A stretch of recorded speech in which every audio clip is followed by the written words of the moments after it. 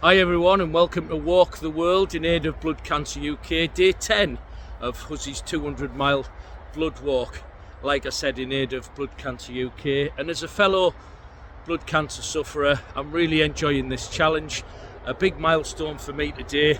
I've surpassed the 100 kilometres, I'm about at 64 miles in old money, which is what I prefer to deal in, but nonetheless, it's over the 100 kilometre mark, which is an absolute fantastic motivational milestone for me. And on this World Mental Health Day, I think it's just really important to understand and be aware of the mental health journey that blood cancer patients go on and are still going on as we speak. All those people that, from the diagnosis point in the UK here, over 40,000 people a year, from that initial diagnosis point and that maelstrom of emotions that goes through everybody's mind, and you hear the word cancer and blood cancer, and it really does blow your world apart.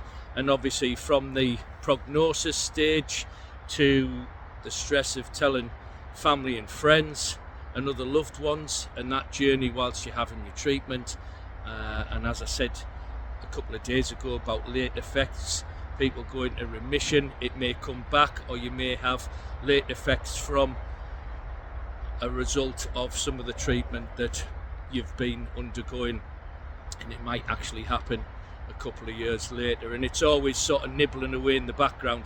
So the mental health journey for a blood cancer patient is really, really tough in terms of dealing with that physical issue and the unknown and the uncertainty and the fear.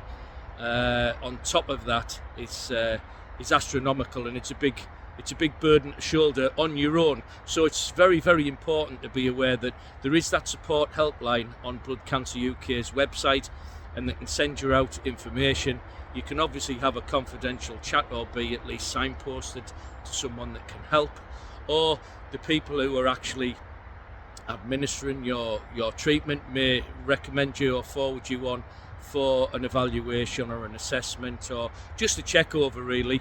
And if you've got family or a close friend that you can confide in, that's really, really important. I know it's difficult to sometimes open up because we like to keep things to ourselves, and we don't always feel like opening up, but as long as there is somebody there, and for those of you who are family and friends, please, if you're just there, no pressure on anyone. It's a case of someone coming to you and really needing that listening ear as and when they need it. But it's a tough journey, like I said, and it makes it all the worthwhile for me reaching that £1,000 point the other day, and the ongoing challenge for me to reach the 200 miles in total by the 31st of October. And together, even if you've donated already, please be aware on this World Mental Health Day the journey that blood cancer patients go on and everything that they go through. So you may wish to donate again, but we've already reached that £1,000. And for those of you that have been thinking about it, obviously just watch back all the videos I've done so far.